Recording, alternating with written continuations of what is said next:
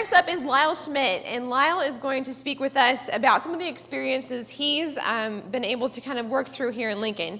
He's been a resident here for about 30 years, and for the last 15 years, he's had the pleasure of serving on the crop walk. He's been part of the 2015 vision and is very passionate about making sure that we have a proper transportation system in our community. He's very passionate about national energy and is in here to enlighten us about that. So welcome, Lyle.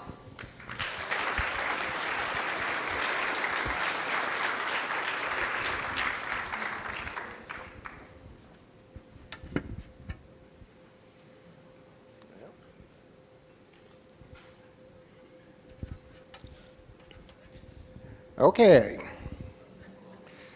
Lincoln is a great and growing city, but a great city needs a great infrastructure. Let's take a journey to a future with a green, multitasking, high-speed monorail I call the LincRail. Lincoln is already 200,000 strong. The Census Bureau records show that when a city hits that landmark, they double in 10 years. How do we handle that challenge? My starting for this challenge is 27th and Interstate 80 and 27th and Saltillo Road. This measuring stick is a good indicator of how far we have come and where we are going. Now that we have the diameter, we draw the route.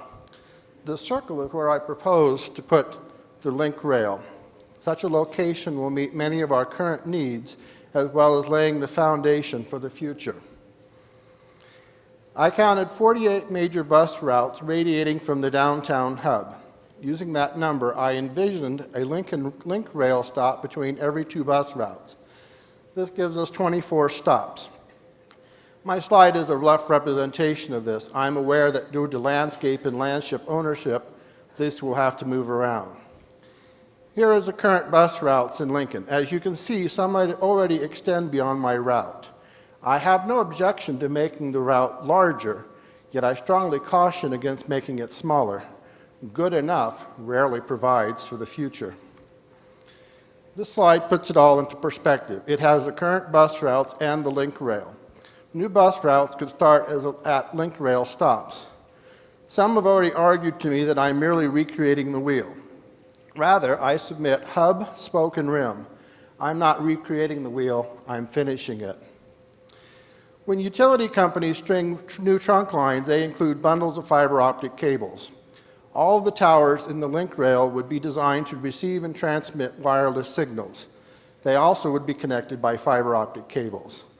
I don't know what the future of the wireless revolution is, but I can guarantee you that such a unified system would make Lincoln the founding father of that revolution.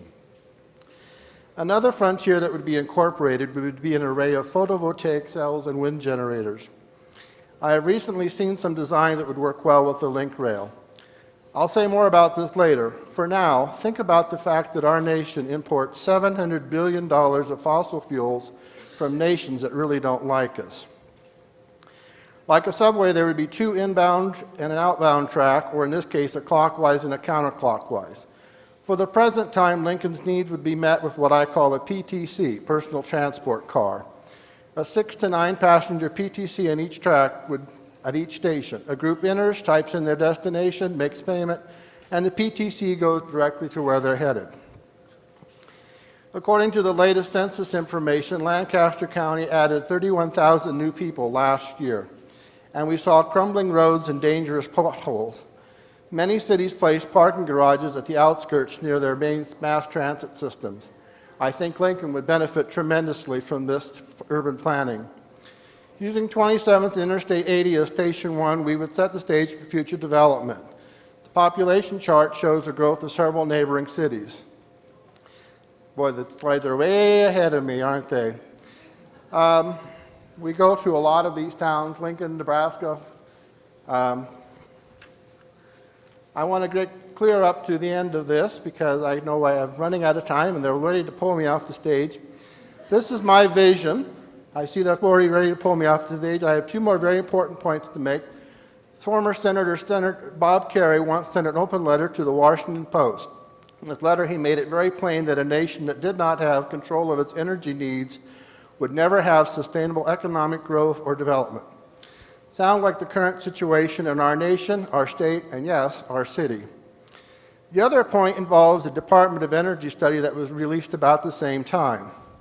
They had two criteria in this study. Alternative fuel sources are not very cost effective if they have to have a backup plan. So the Department of Energy wanted to find states that had at least 80% of their days either sunny or windy. Everyone knows about sunny California or windy Chicago. The results were disappointing. Not one state in the nation met the 80% target. This was vital because it ensured that the startup costs would be paid for in 10 years. When they overlaid both energy sources, they came up with 3 or 4 states that just passed the 80% mark. But one state had an unbelievable 95%, Nebraska. There is economic growth. There is sustainability. There, ladies and gentlemen, is true Husker power.